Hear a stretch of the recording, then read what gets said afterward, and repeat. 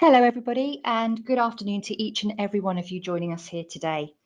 So my name is Leah Cooke and I am the Nursing and Residential Lead here at Quality Compliance Systems, and I have with me here my colleague Philippa Surtcliffe, who is the Head of Care Quality. Hi.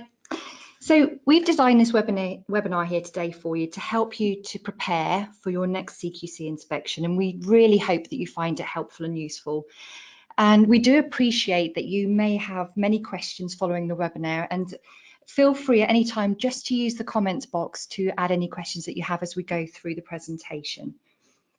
The aim really today is to provide you with some hints and tips, and just to leave you feeling a bit more confident that you can achieve a successful experience on the day.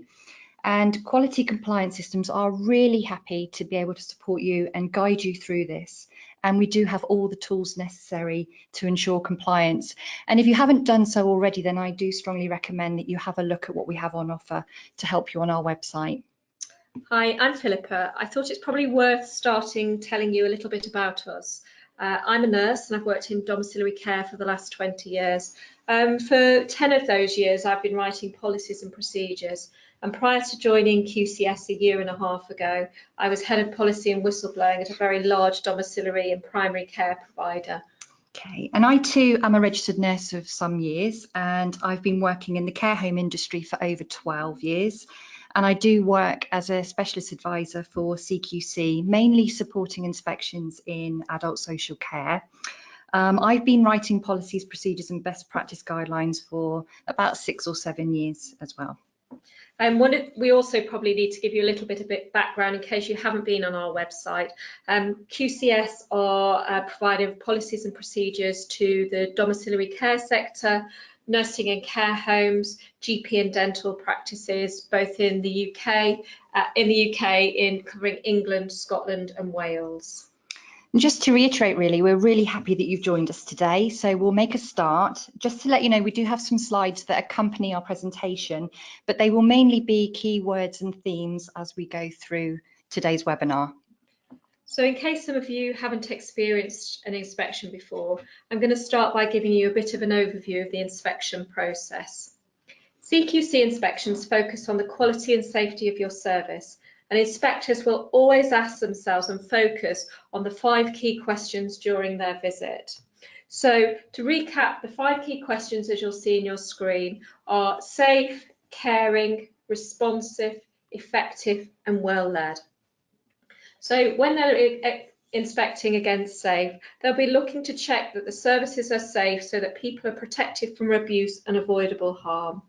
With caring, they expect to see that staff involved in the care of the treatment of people and the caring of people do so with compassion, kindness, dignity and respect. Responsive services are well organised so that they meet people's needs, and effective services that people's needs and the services people are treated and achieve good outcomes. Well led, that your leadership and the management of your service and the governance arrangements make sure that high quality person-centred care is delivered, and that you promote a culture that supports learning, innovation and you are open and fair. In addition to this, on the days of your inspection or day of inspection, evidence about your service will be gathered from different sources. This could include receiving notifications, complaints, gathering information from other stakeholders such as GP or district nursing services, and gathering information from national databases. And all of this goes as part of your risk profile. The information gathering allows CQC to determine a rating for you. And these ratings can be either outstanding, good, requires improvement, or inadequate, which none of us want to see. Absolutely. So if we have a look at the next slide, there are 2 types of inspections that you may become aware of. The first one is comprehensive, and that will look at those 5 key questions. And you also have focused inspections as well, and they're much smaller in scale than the comprehensive type, but both of them follow a really similar process. So when the inspection is carried out and they do a focused inspection, and they may do this for 2 reasons really. One is they've picked up on some concerns which may have been raised during a comprehensive inspection or just through their intelligence and monitoring work. Or it may be there's been a change in the provider's circumstances. So perhaps there's been a takeover or a merger or an acquisition. So I've just said, really, the focus inspection, it won't look at all 5 key questions, and the size of the team will often depend on what the inspector wants to focus on. And at this point, I should say that the team that may attend on an inspection could vary.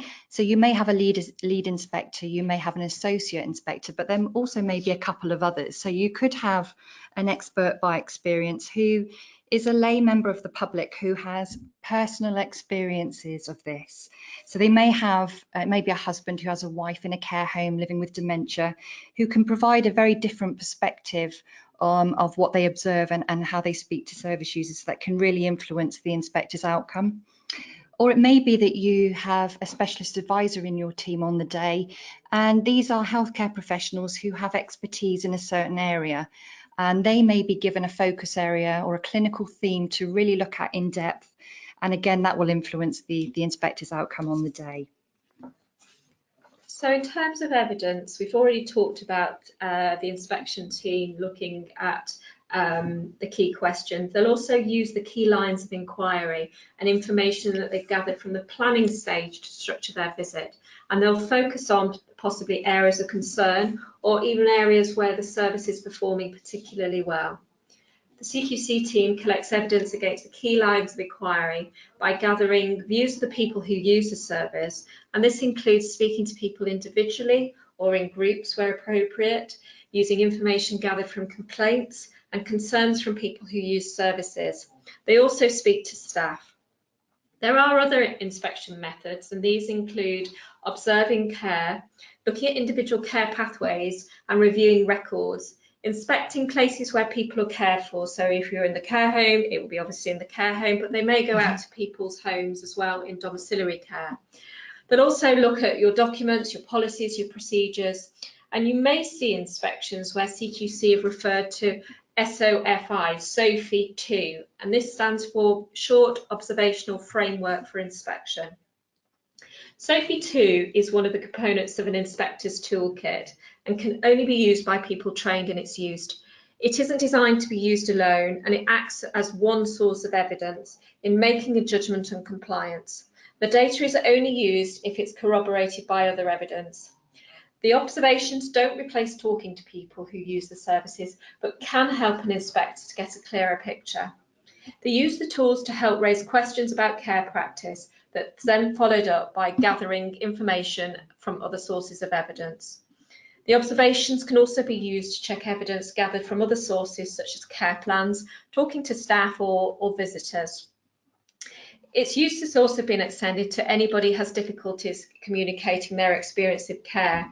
And the original toolkit stemmed from work done by the University of Stirling, working with people with dementia. So it may be worth you going back and having a look at that to try and find out a little bit more about it. Okay, so I think it'd be good just to have a quick look at themes. CQC then they've committed through their next strategy for 2016 and 21, and it's a document called Shaping the Future, to really check that providers make person-centered care work for everyone and that it promotes equality, diversity and inclusion. So for example, lesbian, gay, bisexual and transgender people who use adult social care. And CQC will look at providers to ensure that they're meeting the accessible information standard. And I know that we do have a good blog on that available if you want to have a look at that. But this will focus on how providers identify and record, flag and share information and meet the information and communication needs of people that you look after, in particular those with a disability, impairment or a sensory loss. So this will ensure that providers communicate with everyone who comes into contact with the organisation in a way that is accessible for them. And it's also important that we recognise that CQC will assess whether managers promote equality, diversity and inclusion, not just with service users, but also with staff or people from various different groups and those who have access to care pathways and any aspect of your organisation. I think it's also vital that we consider mental capacity here and doles in particular, as well as high risk areas such as medication, because with mental capacity and doles, it's looking into the future really, and in particular, for example, looking at the new bill that was passed last week in relation to the amendments to the Mental Capacity Act, and more specifically, the liberty protection safeguards that are due to potentially be rolled out in 2019-20. But I just think keeping abreast of that, because that will be a key focus area for the future.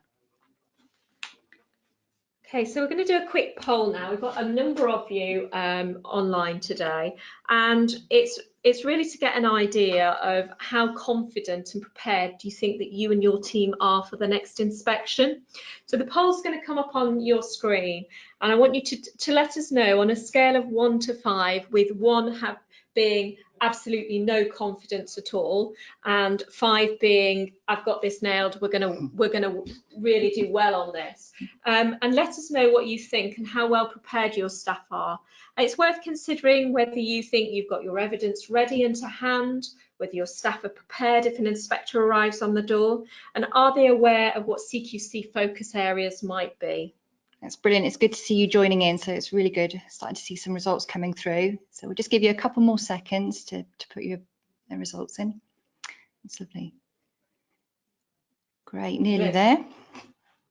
Okay, the results are just coming in now, and there's a real mix actually there, Leah. Yeah. It's quite interesting to see. We've got a significant number of people who are saying that they're not prepared at all, but actually equally with some saying actually we do feel quite well prepared. Yeah. The majority of them aren't sure though, and I think that's the overwhelming message from that poll. So thank you for contributing there. It's great to get your feedback on that. That's brilliant. So is there anything else you want to say about an inspection, Leah? Because you've obviously been involved in quite a number of them. I have. I just think based on the poll results today, it may be that you're a new manager in post, so you're experiencing your first one, and that might account for some of these survey results here. But also perhaps you are really experienced and you're joining a new team that don't have that experience behind them, so you want to support them. I'll tell you another thing that may be worth taking into account is there are a number of inspections now that take place in your service, from contracts monitoring through to CCG, and I think sometimes that wealth of expectation can muddy the waters slightly. So hopefully today's presentation will help clarify some areas for you. Okay, that's great. So a CQC inspector turning up on the doorstep can be stressful, and I think if you're not an operational manager or a branch manager, but you're working in a quality role and you're remote from the care home or the branch, it's equally stressful to get a call to say that CQC have turned up. And whether it's unexpected or on an unannounced inspection, it is still a stressful experience. So QCS have devised an approach to inspections to try and assist you with preparation for this, and we've called it the CALM approach. Feel free to ask us any questions throughout this. We're going to ping up on your screens and explain what we mean by the CALM approach. Yeah, okay, so really this is a very simple acronym that hopefully will help guide you through. So the first is C, which is confidence and competence. A is to analyse and assess. L is to learn, and M is the management side, and we will talk through each one. So let's start with C, which is confident and competent. And really this is about you having the skills ready to be confident and competent when dealing with that inspection, and it's all about preparation and being prepared. So make use of all the tools that you have available to you. So for example, if you are a QCS customer, there are mock inspection tools that you can access that can really help to benchmark your practice. And these can be used to supplement your own organisational audit tools that you have as well already. And I talk about benchmarking, but this really looks at addressing where you are compliant in areas, but also looking at areas that you can improve on. And by using these over and above your own suite of audit tools, you can really demonstrate to the inspection team how you monitor the quality of your service. And I think it's all about looking at feedback. So look at the different opportunities you get for feedback, whether it's from suggestions, surveys, audits, meetings that you hold, even through the complaints procedure, the safeguarding incidents that are raised, any whistleblowing, so the negative aspects as well. And from all of this, identify some core themes and trends of what's coming through in the feedback. Create your action plan where you need to, and detail how you'll work for continuous improvement in a really smart way.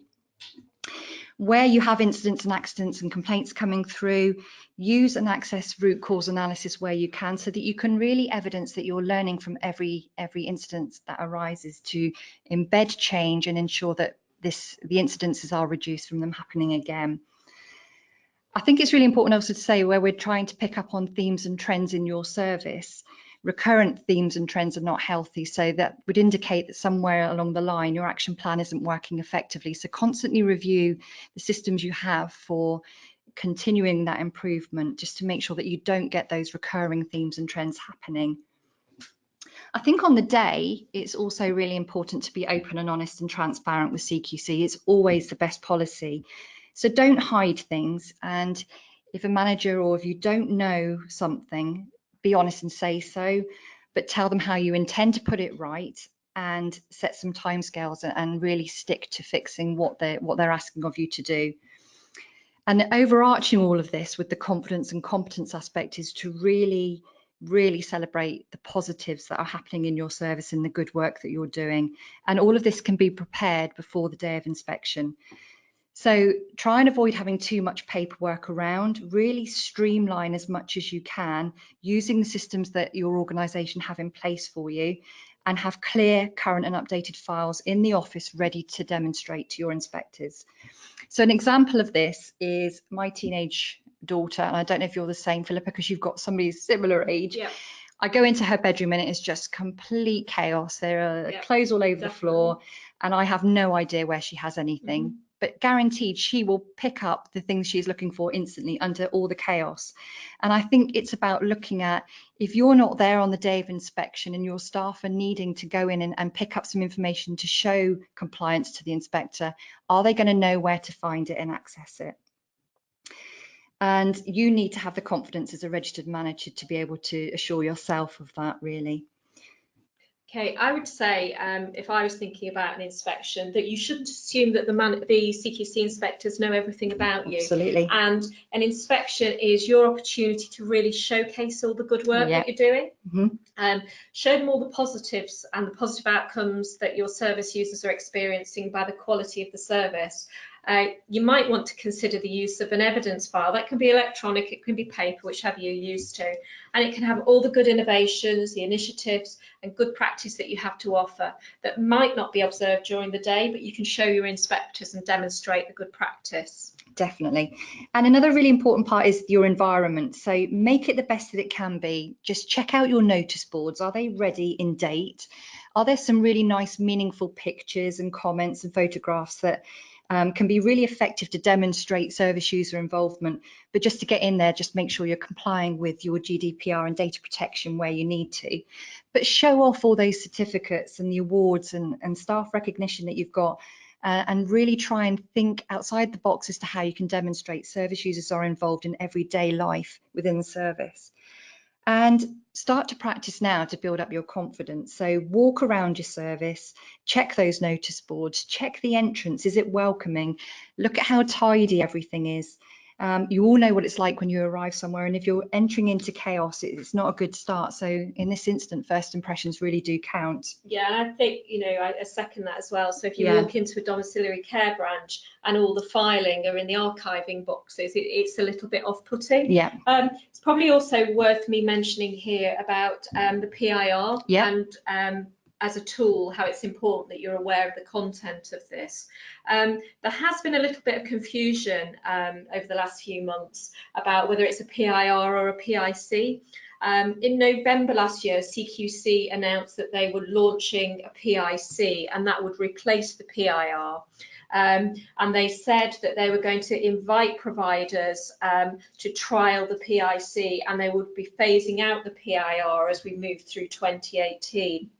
I spoke to CQC last week because there had been some chopping and changing in terms of what it was going to be called, and they then announced that they are the software for the PIC isn't working quite as well as they would hoped it would do at this stage. So For now, providers need to continue with the PIR. Once their software is working and the issues are resolved, providers will be invited again to submit a PIC, but you will automatically know when you're being asked to submit a PIC. You'll get an email. So the language is now around a PIR. So you need to make sure, if you are a manager, that your PIR is submitted when you're asked to, and that it is up to date and it's relevant. Absolutely.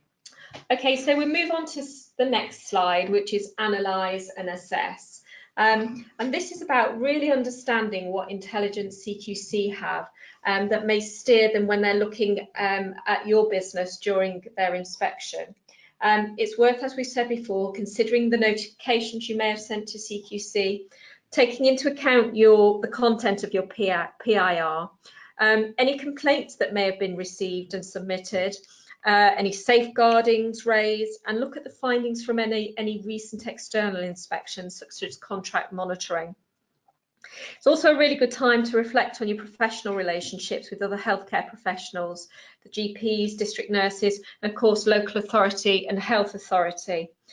See whether you've had any feedback from them about how effective your services are and the outcomes your service users have. Also, again, as mentioned earlier, consider the results of any audits you've had and any clinical governance tools you have and any reporting you have, such as accidents, incidents, health and safety, and whistleblowing. Have a look at the wider picture and the whys and do some horizon scanning, as this might be likely a focus for inspections. So, for example, the MHRA or national incidents. And I know, sadly, unfortunately, we had the incident a month or so ago with the fire in the care home. So CQC may have a renewed focus on fire safety in care homes. They also, I think it was last week, published a document about recent incidents and learning from recent incidents. And the learning from that applies both in domiciliary care and in care homes. And there was a focus on bed rails, burns, falls management and ingestion risks, and they could all be potential areas that CQC might focus on when they come in and inspect. Now, Leah, I don't know when you were in care homes whether you used a RAG rating system for vulnerable service users. And a RAG rating system, it stands for red, amber and green, and it's not indicative of who requires more attention than others, but it's a really good tool for staff to instantly know who are the higher risk, more vulnerable service users. And it means particularly, I know it seems bonkers now as we're basking in glorious weather to be thinking about planning for the winter, but August time is traditionally a time when local authorities and Public Health England start to do their winter planning. Yeah. And it's a good idea as a manager to start looking at your business continuity plans and contingency plans.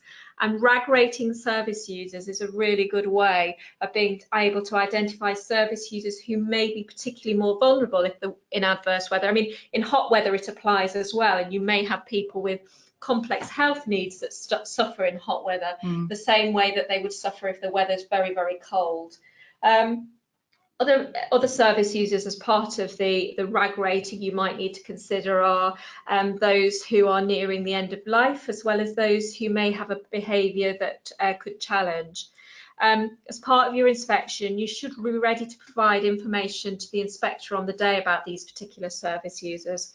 They'll probably ask you for a list of your service users, and they will ask you to identify any service users who they want to case track. You need to make sure that where you are RAG rating service users, and in particular all your service users, you have clear management plans in place for these, and these management plans are known by staff. So, for example, if you've got a service user who has a pressure sore, make sure your staff who are responsible for coordinating that care and delivering that care really understand that the risks those service users have. Make sure that they've got Waterlow scores if you use a Waterlow score. Make sure that if you've got a service user who's identified at risk of malnutrition, that's a must score in place, or where you've got service users who have behaviour that challenges, that there are plans in place how to manage that in the same way there'd be falls risk assessments and action plans. Absolutely. And sticking with the staffing theme, if we move on to L, this is all about learning. And this is vital. This is a really important factor to get right when considering the inspection, because it's not just about you, it's about your staff as well. and you need to be able to support and develop your staff so they're just as prepared, confident and competent to manage the inspection to the best of their ability too. So when the inspectors arrive, staff should know that they need to request to see their ID and that they should be made to feel welcome, just as any of your other visitors are. Get them to sign in and also to go through any security issues that they need to be aware of, such as fire, health and safety. And it may be the case that you're not available instantly and you want that reassurance and the confidence in your staff to know how they will respond. So get a procedure in place, ready to let them know who they need to contact in your absence if the inspector arrives. It's also about guiding them and nurturing and developing them to really understand the process of the inspection, so how it will run on the day. And this does include having a working knowledge of the key lines of inquiry that we spoke about earlier. So get them to really understand what that is and to really understand that the inspectors will ask them questions and they will watch their practice throughout the day. And with that comes the risk that staff may respond differently if they know they're being watched while they're doing their duties.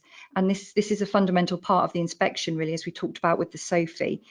And I think it's about desensitizing that a little bit. So really reassure them and nurture them not to be afraid that they are going to get watched, but just to see it as an opportunity of how effective, caring and competent they are actually in their role. And with the SOFI tool, it could be good just to go through that SOFI tool with the staff and where possible, just get them to have a little go at it as well. And that will just raise their knowledge and awareness of what it actually means. And with staff questioning, the inspectors will ask your staff questions and they will be interviewed. Now, this could be informally on the floor as they're doing their work. And it could be that they get taken to a quiet room and they are actually sort of formally more interviewed one-on-one. So again, it's just desensitizing again, go ask them some spot questions and really keep it as simple as you can about the sort of things that they may get asked. If you have any meetings arranged on the day, or if you have any clinical handovers, for example, in residential care, then invite the inspectors to sit in, because it's a really good opportunity where you can demonstrate compliance and communication is really effective in your service. So again, prepare your staff that there is the potential for this to happen and that you don't want them to be swayed in any way by the fact that they do have an inspector listening into that handover. I think at this point in time, it is important that we do acknowledge that no service will ever be perfect. But the key, again, really is just to be as honest as you can be with the inspectors when they arrive. So really highlight what some of your challenges are. But with that in mind, just acknowledge that you are managing them and tell them how you are working your way through them. Because there is nothing worse than halfway through the inspection day, your inspector coming up to you and telling you about something quite serious that you're not aware of.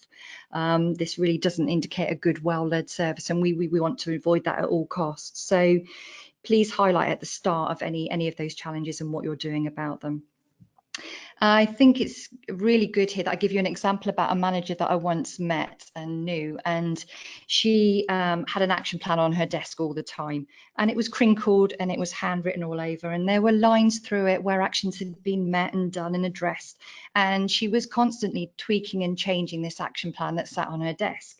And she apologized for the condition of her action plan, but actually the inspectors really admired it because they knew that that manager there had a really good organized system of addressing incidents as they came through and really looking at, okay, this is picked up today, so I've got to address it. I'll get it on my action plan and I'll resolve it. And this action plan that was in a right state really did demonstrate regular review. And to her, it was a really good piece of compliance against well-led. So don't worry about the fact you might have a scribbled action plan on your desk, is what I'm trying to say, but make sure you've got something there in place to show how you are addressing and identifying things as they come up. And really just to reiterate the importance of that walk around of your service. So again, just checking your corridors are clear. And I think it's more about the atmosphere and the feelings that are out there in your service. So speak to service users, listen to what people are saying, listen to what your staff are asking you for, and get a good feeling about the sort of vibes within your service is really, really important, and address them there and then as often as you can. So if we start to think about M, which is for management, we want to start thinking about the logistics on the day of the inspection. So you want to make sure you've got a room available or an area that maintains privacy and allows CQC inspectors to interview and work in. Inspectors may want to work, if you're in an open plan office, they may want to sit in the main part of the office. And for me, when I used to go in and audit, I used to sit in the office because you pick up so much about a business when you're sitting in there. But you also need to think about how you maintain confidentiality and you minimise disruption to service users if you're in a care home, residential home, or to staff in a domiciliary care organisation. So things to think about, you need to have at the forefront of your mind around GDPR and confidentiality. Make sure that conversations aren't going to be going on, that if you're used to care workers are used to walking in and having a conversation about particular incidents or service users, that those conversations can't be overheard. That should be standard practice anyway, not just on the day of a CQC inspection, it goes without saying. But you need to consider the impact of staff being required to be interviewed by CQC and having contingencies in place to manage that so the service users aren't affected. Don't be afraid to advise the inspector if you've got concerns about meeting the needs of service users while staff are being interviewed. And I think a really good example of this is if in domiciliary care, if you have no reply comes through just as the inspector walks in, the safety of a service user will always take priority. And it's okay to say to the inspectors, I'm really sorry, we need to deal with this first, make sure the service user is safe and well, and then go back. And the inspector can listen in to how you manage that, and that will all contribute to how well led and safe the service is. I know we've already talked about this bit in the next bit in leadership, but you need to be really clear on knowing your service users and who they're likely to review. As I said before, they probably want to case track a number of service users to ensure that the care and support delivered is evidenced and is good practice and is delivered as per the care plan and support plan, and that you're delivering truly person-centred care. The environment that you're working in, it has risk assessments in place, that it's clean, it's tidy, it's safe, and in the case of residential care homes, GP practices or dental practices for that matter, that it's odour-free. Important area is to make sure that your service users are prepared, and that would be things around making sure that when they come into the service, either as part of their pre-admission into the home or as part of their assessment when they join the service within domiciliary care, that you tell them that CQC are likely to come in and will be coming in to inspect and may want to look at their records, and that CQC do have a right to them, but equally service users have a right to refuse to allow them to access their records. So again, I'm afraid GDPR comes into play here again, and you need to make sure that your staff understand how GDPR works here, how the right to consent, whether you're relying on legitimate interest here, but you also need to make sure whether best interest decisions are recorded and documented as well, and that staff understand how this works with regard to the code of confidentiality as well. It goes without saying, of course, that you need to make sure that your care plans are up to date and that risk assessments are up to date. And I think if you go back and look at examples of where providers have achieved outstanding, it's very clear from CQC's reports that they say care plans are consistently updated when care needs change, risk assessments reflect the service user's needs, wishes and expectations, that MAR charts are up to date and completed correctly, and that consent documentation is there. Again, we consider GDPR, mental capacity and best interest, but things like DNAR, do not attempt resuscitation, is also recorded, and people's advanced decisions are also recorded as well. I think you have to do what you say you're going to do. Policies and procedures should reflect what you do in reality, and it's all very well and good having a lovely suite of policies and procedures, but if they don't reflect what you actually do, they're not really worth having. So what I would say is, for example, if your health and safety policy or your blood spillage policy says all your staff have blood spillage kits and in reality you don't give them, well, don't say it. If you say that you train all your care workers face-to-face on first aid and you don't, then don't say it, because CQC will use that as part of their evidence about how well led or how safe your services are. So just do what you're saying you're going to do. I think as we move on to the next slide, this basically boils down to housekeeping. And where services are using electronic rota management systems, it's always worth checking that the inspection team on the day are aware of how to navigate around the system and who is going to be around within your business to help them and be available on the day to support them with this. I think that's really important comment, actually, because there are so many electronic software systems out there, and when you're considering evidence in care planning, risk assessment, other healthcare professionals involved, you need to be assured that your inspector knows where to find all of that information, because the last thing you want is for them not to pick up that essential information. Yeah. So CQC are looking for competent, skilled, knowledgeable and supported staff.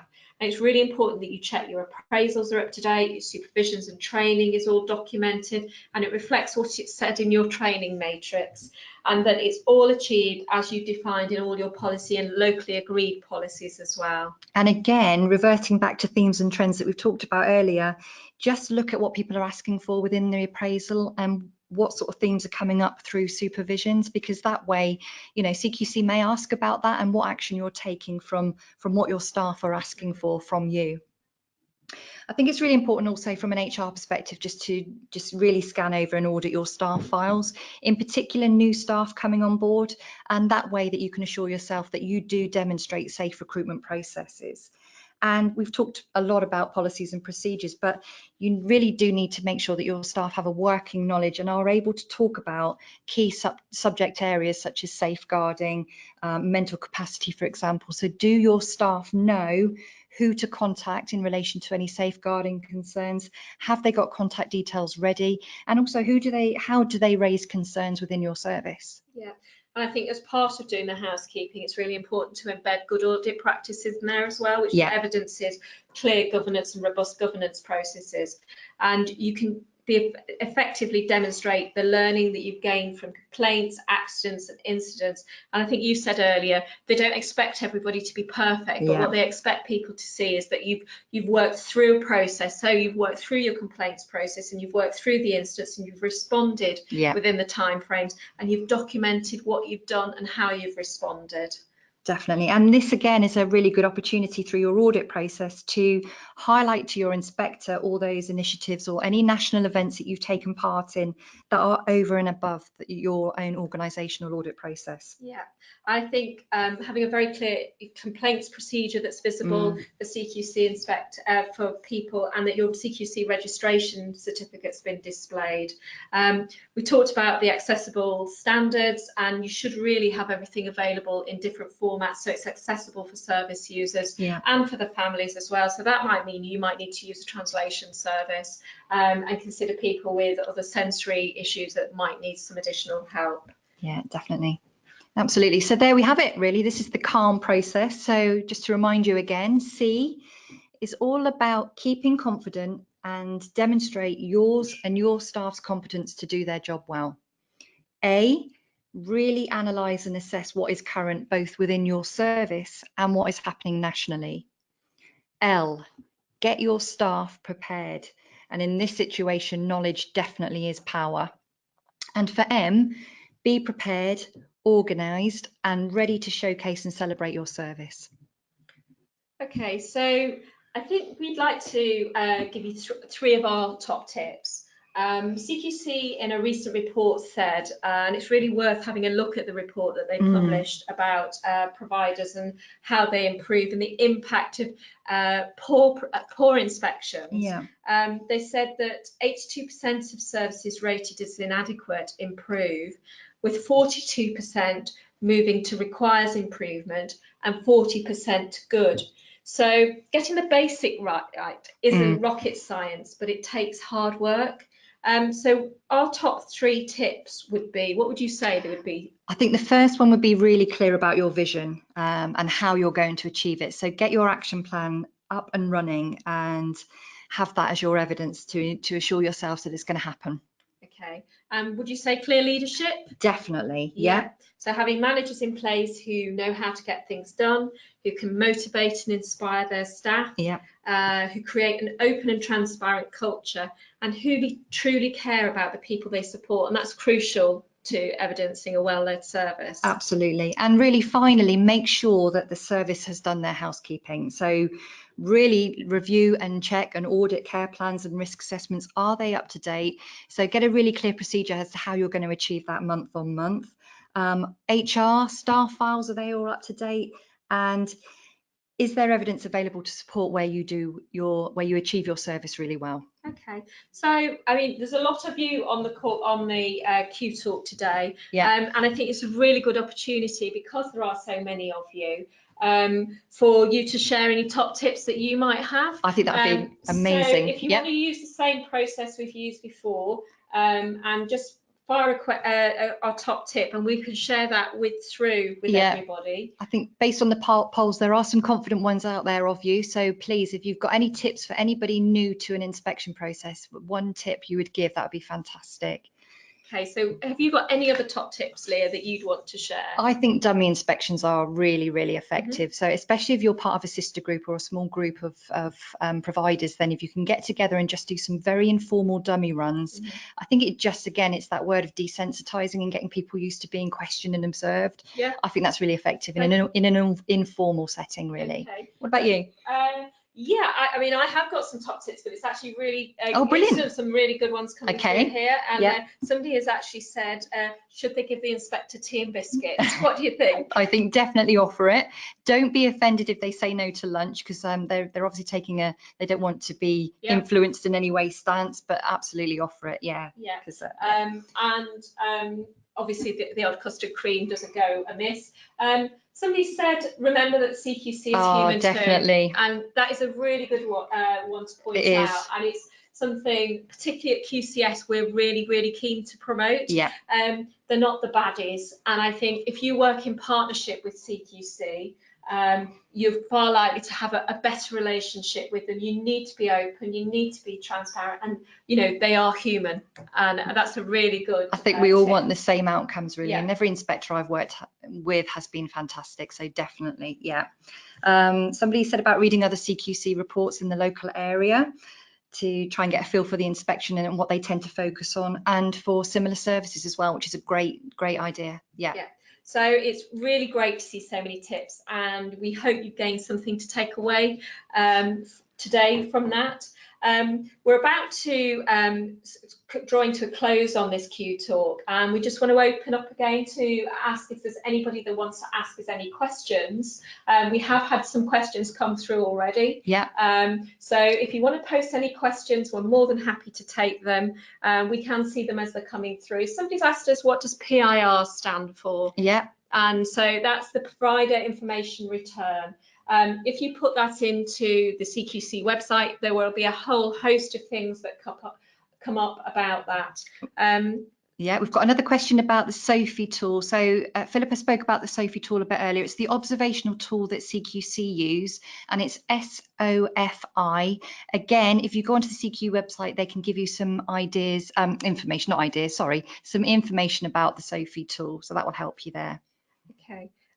How do you encourage people to talk to CQC? And I'm assuming they mean service users. On the day. On the day. So what would you say? I think you accept that some people may not want to talk in the first instance, and that's about you then gathering information where you can elsewhere from your surveys and feedback, residents meetings, that sort of information, and encouraging people to use other forums. I don't know, for residential care services, for example, you can use the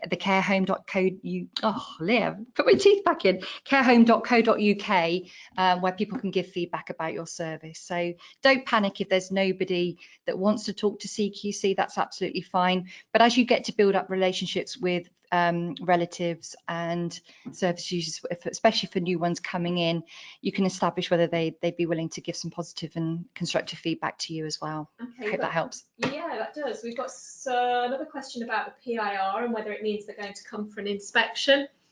Now, we are hearing different things about this, and I don't know whether this is in relation to the changeover to the PIC. It used to mean that when you were asked to submit your PIR, you could expect CQC to come in within 3 months. There has been some change in this. I would make an assumption that they are getting ready to come and inspect you, and they are gathering your evidence. And obviously, I would keep your eyes. There are very good newsletters come out from CQC, from Sutcliffe, and it's quite useful to sign up for those, because they do give you information about what CQC are planning to do and any changes they're making. It's just sent through as an email, and it's really worth signing up for those if you haven't done already. Same way, having a look at the blogs on our website. They are free to anybody. You don't have to be signed up to our system, but we do a lot of horizon scanning at QCS, and we are able to give people a heads up if we see things or changes that are happening. We've just had another question about Dom Care, and do you have a similar feedback forum like carehome.uk? Now there is, and I'm so sorry, but I cannot remember what it's called at the moment. It's the UKHCA. Brilliant, okay. So you have to be a member of the UKHCA. You can go on their website and they do publish information. QCS are commercial members of the UKHCA, but being a member is invaluable. They do briefings about changes within the sector. They've got plenty of information on there, and it's really worth signing up. And they have advice lines, and they can give you plenty of guidance and advice. And I would strongly recommend you approaching the UKHCA and becoming a member. It's worth the money doing that. Fantastic.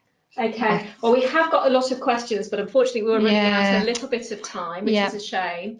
Thank you for all your questions. We're going to close this now.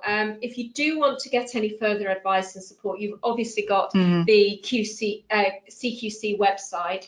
Have a look at the QCS website, the Care Quality Systems website.